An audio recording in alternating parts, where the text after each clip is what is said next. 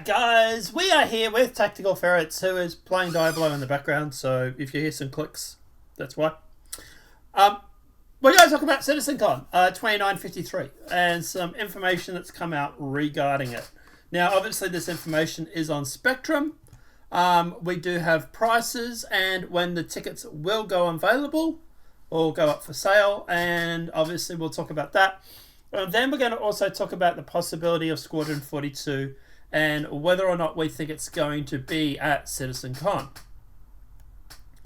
Alright, so let's talk about Citizencon 2953 at the moment, just for start off with. Fez, what are your thoughts on Citizencon? It's over 2 days, guys, so just quick information.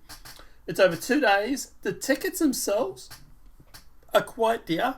They're $199 for one, and then the premium will be $299. But it is a full 2-day access event, convention, for both Saturday and Sunday. And you could probably just watch it for free at home. Yeah, and look, obviously we're going to be doing a live stream. I presume you'll be there. I presume Hitman will probably jump in. John will probably jump in.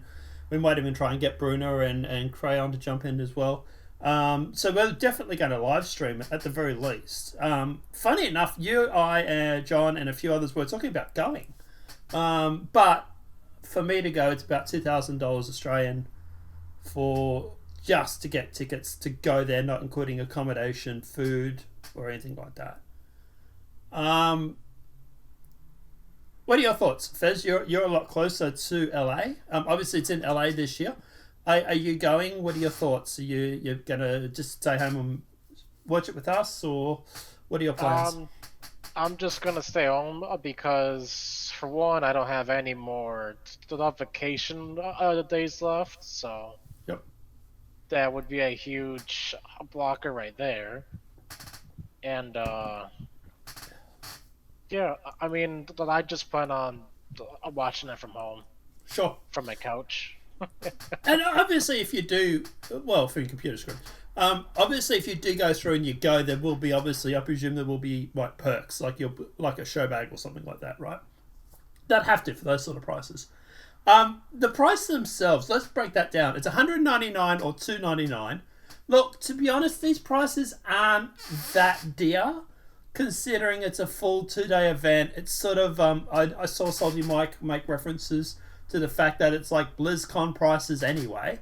Like, for example, I used to go to the Australian version of EB Games Expo. Or we've got Supernova, or also we've got PAX as well. You guys have PAX over in America. But we have EB Games Expo here. And to be honest, to go to EB Games, just for the tickets themselves, is normally around those sort of prices anyway for 2 or 3 days. So, you know, like I say, the cost of the tickets too bad. Look, I'm not really concerned about those prices. I'm not really sitting there thinking like, oh my god, it's a rip-off. Because I would have dropped $200 or $300 to go to this event anyway, and I would expect it, especially being a 2-day event. I don't think the $200 or $300 is that bad. My biggest problem with going is the airfare over there. I'll be in an airplane for 18 hours. I'm 6'4", so my knees are going to be up around my chin for the whole 18 hours, and it's going to be a terrible flight for. If I do it, I want to go over to like America for like a week or 2 weeks, not just for these 2 days. Problem with living in Australia. So I don't care about the prices themselves. Time off, I can just take time off whenever I want. I'm self-employed, so I don't have any problems there. It's just to be honest, it's the $2,000 the flight to go from Sydney to LA. But what are your thoughts? What's your thoughts on the whole situation? I mean, I'm not going, so it's gonna be free for me. I'm just gonna stay home and stream. Pretty much, it's so simple, and I have a food here that's cheaper than food out there. Well, that's true too. You obviously got to take, like, for example, food, accommodation, and stuff into account, right? Oh yeah. Let me just look up flights to LA from Australia. What are the flights? I'm imagining they're going to be about $2,000, $3,000. Virgin. Here we go.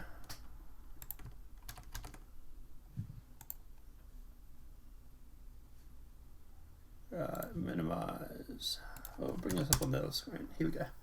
So we go from, say, Sydney. No, I don't live in Sydney, but that's what I'm just going to say, Sydney.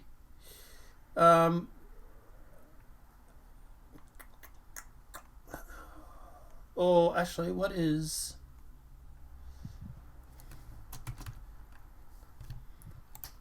Sydney to LA. What date is it? The event? Off the top of up ahead, where's my phone? I haven't marked down my phone. Yeah, Citizencon. It's October, right? October the 30th? 31st? Here it is, October 21st and 22nd.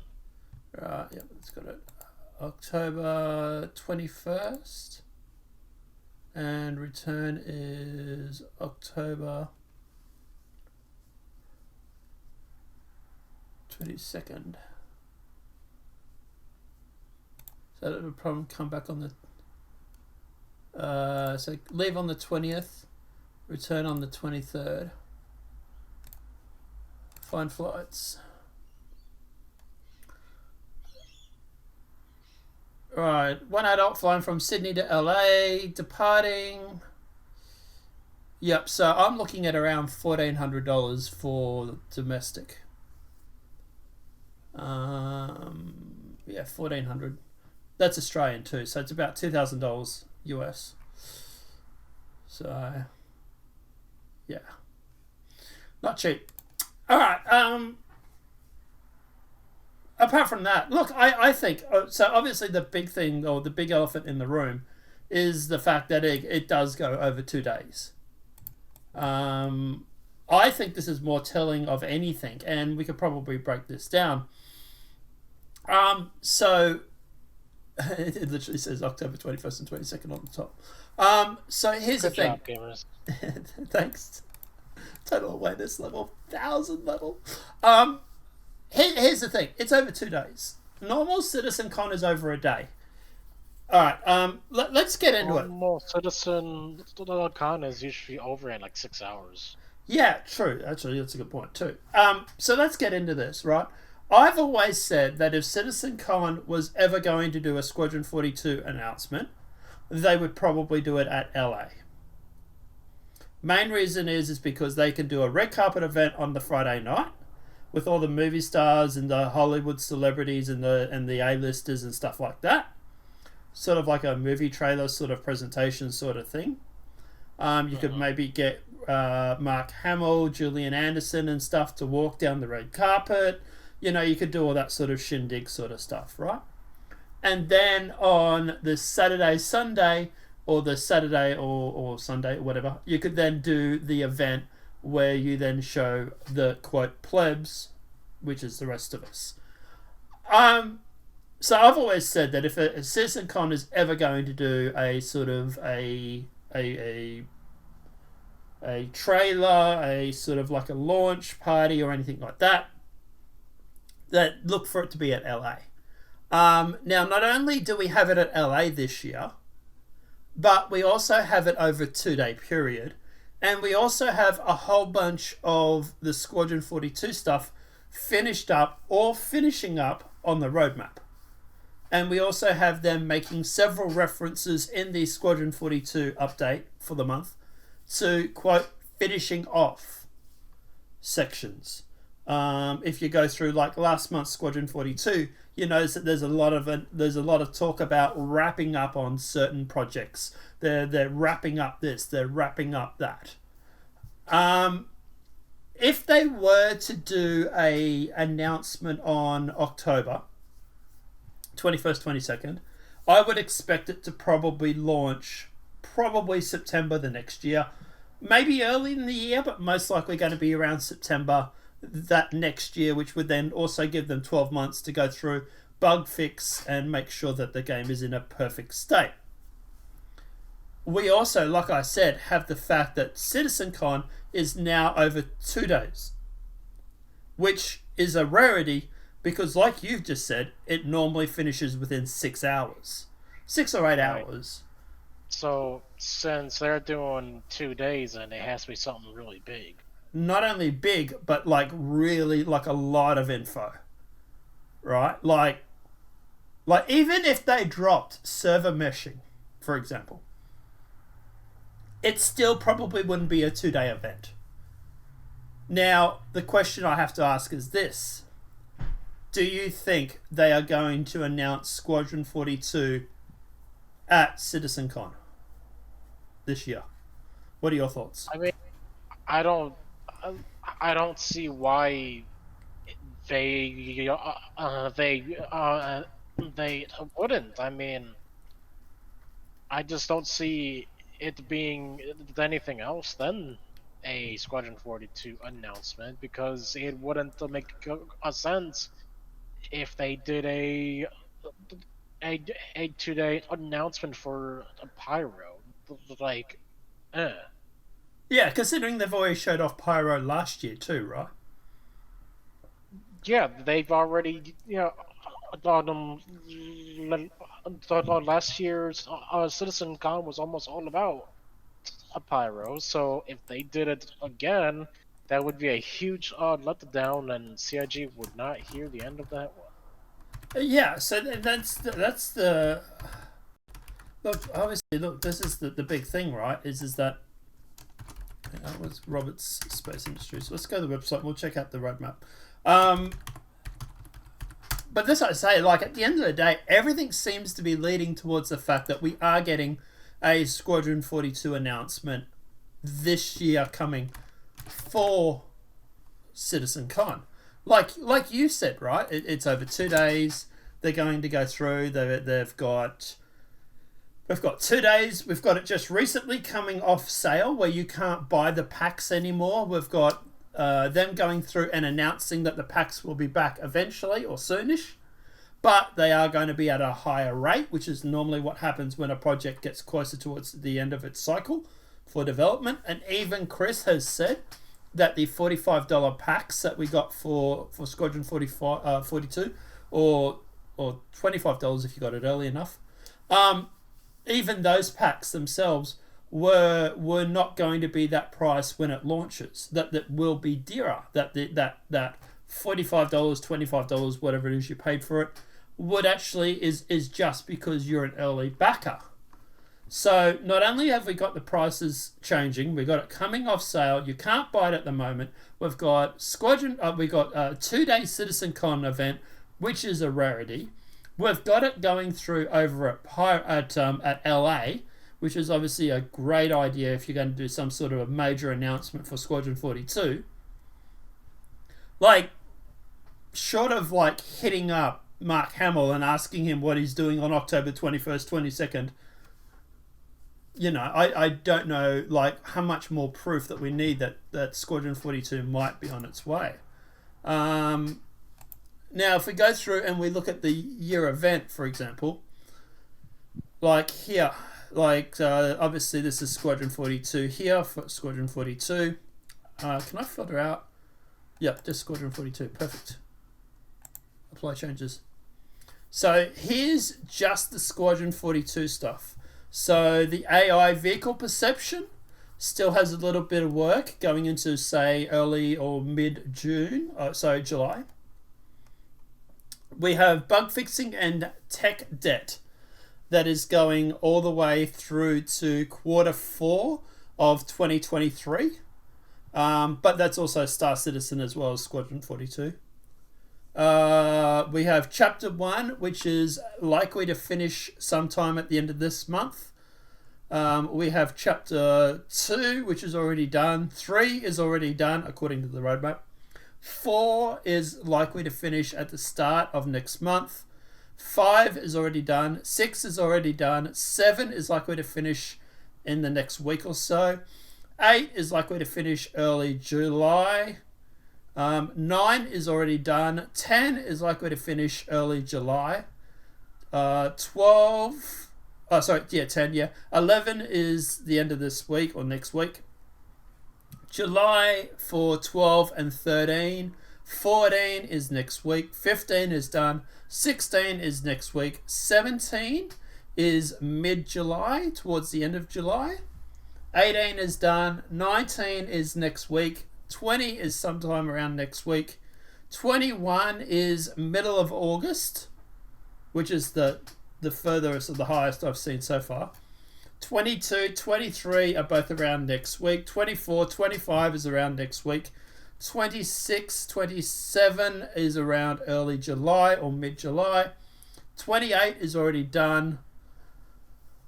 Character work is finishing early July. Cutting version 2, which is end of this month, which is obviously needed for Squadron 42. Distortion propagation is obviously the end of this month. Entity properties plugins. What's that? Improve the entity property handling to easily adjust properties for multiple entries at the same time. Okay. That is likely to finish early next month. Maps and radar system rework is likely to finish actually probably next weekish. MFD rework is finishing at the start of August. Miscellaneous support. So that's just general support. That is finishing early September, which is the highest I've seen so far. Moby-Glass rework finishes early July. Plasma animation ammunition finishes end of this month. Player interactive experience finishes early July. Polaris for Squadron 42 actually finishes mid-December this year. Don't tell John. Vehicle support for Squadron 42 actually finishes at mid-December, which is the highest I've seen so far with the Polaris. But like most of this stuff is done or finishing up in the next couple of weeks. The biggest thing that we've got is the Polaris and Squadron 42 vehicle support. Now, obviously, and we do know that the Polaris is now officially in active production as of the roadmap update last Wednesday. Yep. And that is set to finish in, say, mid-December. So we might actually get that by the end of the year. Or maybe... the Polaris? Yeah, maybe the end of the year. Yeah, maybe. Oh, it's mid-December. No, I would say probably quarter one of 2024. I want to say Fleet Week of next year. Well, that would be quarter two, so that could be one or two. Yeah. They might hold it off to a Fleet Week of next year. Yeah, maybe.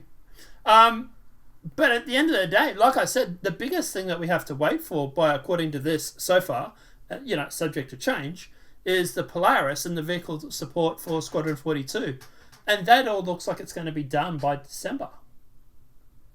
So... Yeah, as for the Polaris for Squadron 42, they might not need the whole thing, so they could just have the sections that they need and just have everything else as a 3D render.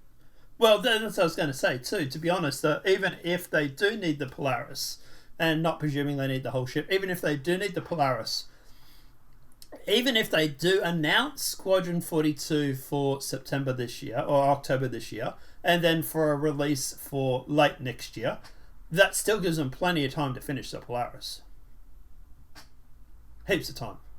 I would expect I would expect Squadron 42 to go live, say, September, October next year.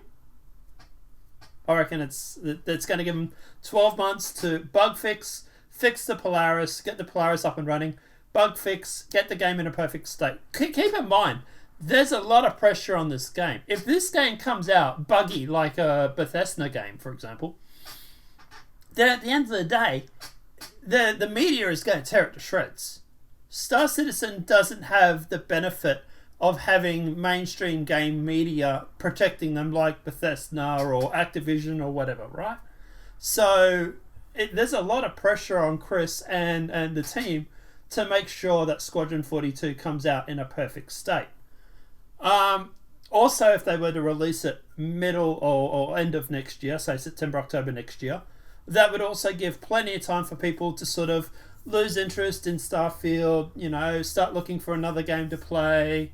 And also September, October next year is also the peak time for games release. This is why you see a lot of games come out early in the year or around September, October. It's because they do it because of the cycle. Around September, October, you guys are starting to get into winter. People are starting to be indoors a lot more. So at the end of the day, it gives plenty of time for people to sit around playing video games because they're not going to be outside throwing a football when there's a blizzard outside. Which is why a lot of games come out in September, October, because that way they get September, October, November, December for games and stuff. Look, everything I'm seeing here is basically leading to Sitcon being a Squadron 42 announcement. Like I say, it's over 2 days. We've got it coming off sale. We've got tickets that are yeah, like, I don't know, like, does this mean I get to like kidnap your Idris? No. Wasn't that the bet? I'm sure that was the bet. No, the bet was a tour of the Idris. Tour of the Idris. Alright, okay. Look out for the tour of the Idris, guys. I might get to win this bet. But apart from that, is there anything else we want to talk about when it comes to Sitcon or Squadron 42? Do you reckon we'll get... I like hope the 2 days is more than just them talking. Yeah, so that's what I was going to ask. Do you think we'll get a trailer? Do you think we'll get another vertical slice? What do you think we'll get? I hope we get another unconfirmed straight to viable strip. For Squadron 42? Well, for Citizencon, like last year, they did for the 400i. Yeah, so look, obviously, so this year, we'll get to the rest of Citizencon in a minute, but keeping on Squadron 42, do you think that for Squadron 42, what do you think they're going to do? Do you think it's going to be another trailer? Do you think it's going to be a vertical slice? Do you think it's going to be gameplay, which is vertical slice, gameplay footage? What do you think they're going to go through and they're going to show us? If they do sort of announce Squadron 42, right, besides giving us a date, what else do you think they're going to show us when it comes to Squadron 42? What I think they're going to do is another vertical slice with a splash of game play to help show off what they've been doing without giving off too many spoilers. So here's a question. Do you think they will go through and do the same vertical slice that they did last time, but this way they'll be able to show the differences between now and then? Like, so there was an hour and a half vertical slice that was put up a couple of years back where they go through and they actually show you a mission, right? This is where you go in and you sneak aboard, you go and you kidnap or you rescue that chick who gets kidnapped. So in that you're in the Idris, you have the mission briefing, and then after that you also go through, you equip, get armor, and then go to the planet, land, and then go through the base and rescue the chick. Basically put, do you think they're going to go through and re-give us, because if they give us that again, that means they're not going to really let anything new out, right? They're just showing off how much better it looks compared to what it was like 5 years ago. Would you be okay with that? No. You want something brand new? I want something new. I don't know. I would settle for a revamped vertical slice. The problem with doing something brand new is that they basically go through and can give away too much. You know, like, you got to remember that last footage they put out for the vertical slice was an hour and a half. Like, I'm surprised they show as much as they did. Alright, so apart from the Citizencon stuff that maybe been shown at Citizencon 2953, what else do you think they're going to be showing off when it comes to that? Do you think they're going to show off Pyro? Do you think they'll show off Nink's system? Do you think they'll go through and actually show off server meshing? What Quantum? What are your thoughts? What do you think they're going to show off? I think maybe a Pyro. Mm-hmm. And how they plan on doing the jump gates. Mm-hmm. So because maybe a last mission. I heard, the jump gates were roughly complete, but still waiting on things like server meshing. Yep. So you reckon they'll show server meshing? Yeah, I think so. Mm. And it would be nice if they did something for Nyx. Yeah. Well, so with Nyx, we know Levski is already done, presuming they don't rework it, which they probably will because of assets. I don't see why they wouldn't rework it. Yeah, so I presume they would rework it just so they can also get that memory debt and stuff down as well. But even if they rework it, it's not going to take long for them to do it. The rest of Nyx is pretty average. Let me hear Nyx system Star Citizen. So Nyx system, here it is here. So we've got Nyx Virgil, we've got Nyx Odin. They're the jump points. We've also got Nyx Pyro, which is the jump point. We've got jump point Nyx Brenham, Nyx Castra, Nyx Toller for jump points. For planet-wise, or astral body-wise, we have the ring, the asteroid belt. And then we have the Nyx and Nyx 1, which is the planets and the star. We got Nyx 2. And that's about it, really. There's really only a star and 2 planets, really. Yeah, Nyx is a pretty empty system from what I remember. And then we got Daymar right out in the outer ring too, sorry. Which is technically a planetoid. So at the end of the day, throwing shade at planetoids. So we got Nyx 1, Nyx 2, Daymar, and Nyx 3. Nyx 3 is a ice giant that lacks breathable air, so they can do that easily with obviously the ice tech they've got from Microtech. Nyx 2 is a high pressure atmosphere, thick clouds of acid and carbon dioxide, making it not worth terraforming. And then Nyx 1 is a coreless world that has been mined clean by the Gold Horizon Corporation. So at the end of the day, there's not a lot in it. It's really not hard to do. So we might get Nyx, maybe. Yeah, maybe. All right. Ship-wise, we'll probably get a few ships at Citizencon as well. Straight to flyable, maybe a couple of those, maybe a couple of concepts. I presume also, obviously, CIG are going to try and want to boost that funding up a little bit because it has been a little bit lower this year. But there's also inflation too. You know, like, let's face it, you know, people don't have a lot of money at the moment, so yeah. Plus, the ships were pretty average this year for the Fleet Week. All right. Apart from all that, is there anything else we want to talk about, Fez, or we're going to wrap it up? I think we could wrap it up. Yeah, cool. Guys, let us know what your thoughts are in that comment section below. Do you reckon we're going to get Squadron 42 at Citizencon this year for an announcement?